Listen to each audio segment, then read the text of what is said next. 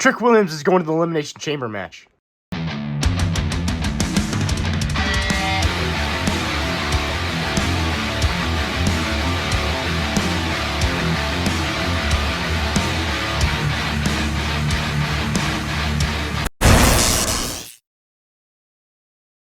What's up, guys? Today we have the weekly setup review of Friday Night SmackDown. They kicked off the show with the American Nightmare, Cody Rhodes, coming out, and before he literally could get anything out, besides saying the town, I forgot what town they were in, what do you want to talk about? Jacob Fatu's music hits, and Jacob Fatu's pissed. He comes down to the ring and tells Cody Rhodes, he goes, I have nothing against you. He goes, even though you know I had you and Sammy beat last week, but the person I'm looking for is Drew McIntyre. He goes, enough with this. Drew McIntyre, get your ass out here. And Nick Aldis comes out and tells Jacob Fatu and Cody Rhodes that he told Drew McIntyre to take the night off since he knew this stuff was going to happen, and he has too much at stake right now to risk the Elimination Chamber and WrestleMania.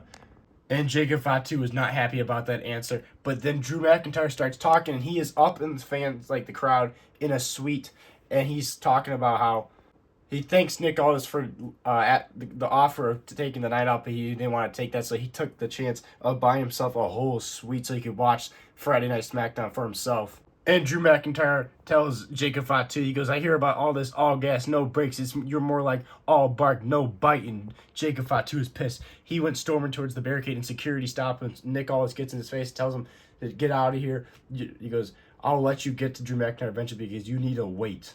Jacob Fatu goes backstage with security, and then Cody Rhodes and Drew McIntyre are looking at each other. Drew McIntyre is up in the suite, and Cody Rhodes is on the top rope. And Drew McIntyre says that everybody's gunning for him because he's the WWE champion, and Cody Rhodes says, no, not everybody's gunning for you because you're the WWE champion, because everybody's gunning for you because you're an asshole. Then Tama Tonga went one-on-one with Ilya Dragunov, with, of course, the MFTs on ringside. And Tama Tonga picks up the victory, defeating Ilya Dragunov with the helps of the MFT. 3 of them were around the ring distracting him, but Tama Tonga picks up the victory and defeats Ilya Dragunov. And the MFT starts celebrating by holding up the White Six lamp. And then Ilya Dragunov jumps on the back of Solo's coat, trying to choke him out. They beat him up. And here comes Matt Cardona trying to do the right thing, but he gets beat up by the MFTs. And then here comes Apollo Crews, and he gets beat up too. And then it cuts to a segment with Uncle Howdy talking to the White Six, saying how the White Six talking to the MFTs, and Uncle Howdy pretty much talks about how he's not done with the White Six and he wants his lamp back. So next week, it's going to be Uncle Howdy versus Solo Sikoa going one-on-one on Friday Night SmackDown. Then Jade Cargill came out and had a quick promo talking about how she is the bitch. Most unforgettable promo. I'm just now realizing this. I forgot to add this in my short, so if you're watching obviously you're watching the long version video. If you watch the short, I completely forgot about this because it's a very unforgettable promo. But then Charlotte Flair came out and they went face to face because it was the Women's Elimination Chamber qualifying match. Charlotte Flair, Nia Jax, and Kiana James. I instantly thought, I'm like, yep, Charlotte Flair is winning this. Nia Jax took out Charlotte Flair, and Charlotte Flair Charlotte Flair had a leg lock on Nia Jax, and Kiana James rolled up Charlotte Flair during this, and 1, 2, 3. Kiana James picks up the victory, and she's going to the Women's Elimination Chamber match. I was not expecting this at all. So Kiana James picked up the victory. This was completely out of left field. I was not expecting this at all. So Kiana James joins Rhea Ripley, Tiffany Stratton, Alexa Bliss, and I can't remember the other couple girls that are in. The only other spot is one spot left for the Elimination Chamber women's match. But Kiana James is the 5th member. Absolutely not expecting that at all. Absolutely insane. Then Oba Femi went one-on-one with Kit Wilson. Before that, Kit Wilson started reading some of his poems about people being toxic, and he's read the wrong one about Oba Femi, and Oba Femi was pissed. He grabbed him, threw him in the ring, threw him around like a rag doll, and absolutely squashed him in like 30 seconds. 1, 2, 3, Oba Femi destroys Kit Wilson.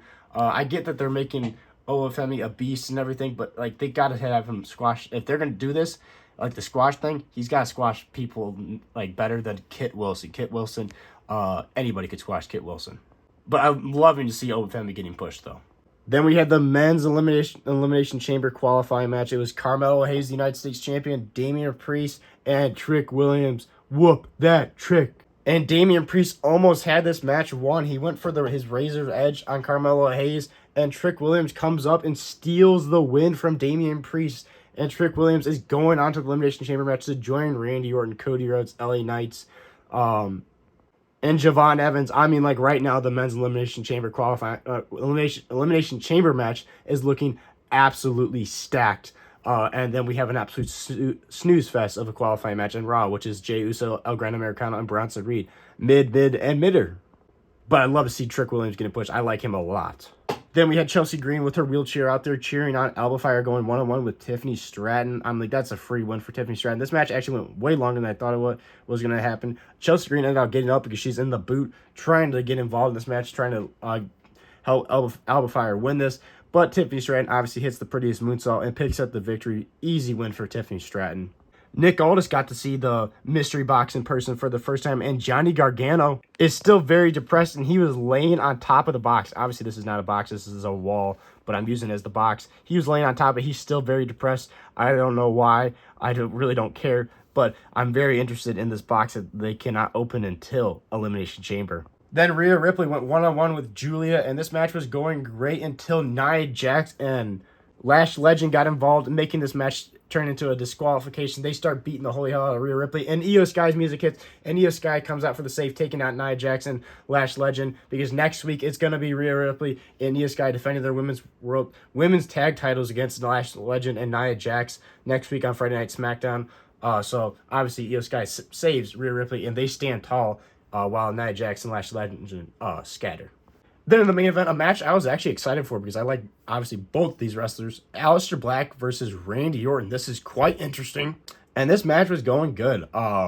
Randy Orton pretty much had the upper hand. He was fighting outside of the ring with Aleister Black.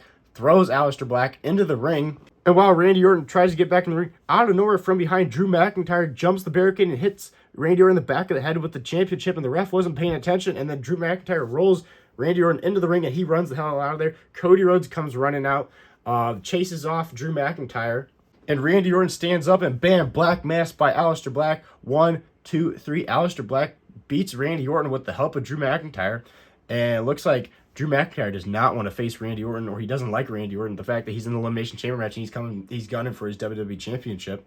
And with this happening, this is helping my prediction. I've been saying this for a while, that it's going to be a fatal four-way at WrestleMania with Randy Orton, Cody Rhodes, Jacob Fatu, and Drew McIntyre.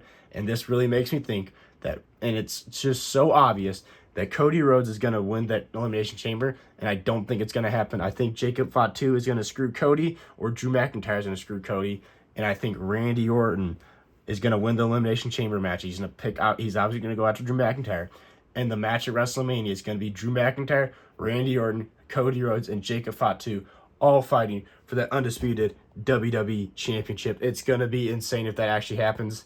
Obviously, the most likely option is Cody Rhodes wins, but I got this gut feeling that Randy Orton wins, and we see a fatal four-way at WrestleMania for the undisputed WWE Championship. That would be absolutely insane, and I'd love to see Randy Orton win, and then Cody Rhodes finally face Randy Orton for the WWE title and wins. Overall, this Monday, not Monday Night Raw, Friday Night SmackDown was pretty mid. Most of the show was mid, but man, it started off hot. I was super excited to start, and it ended off really good. But the rest of the show overall was pretty mid. So I want us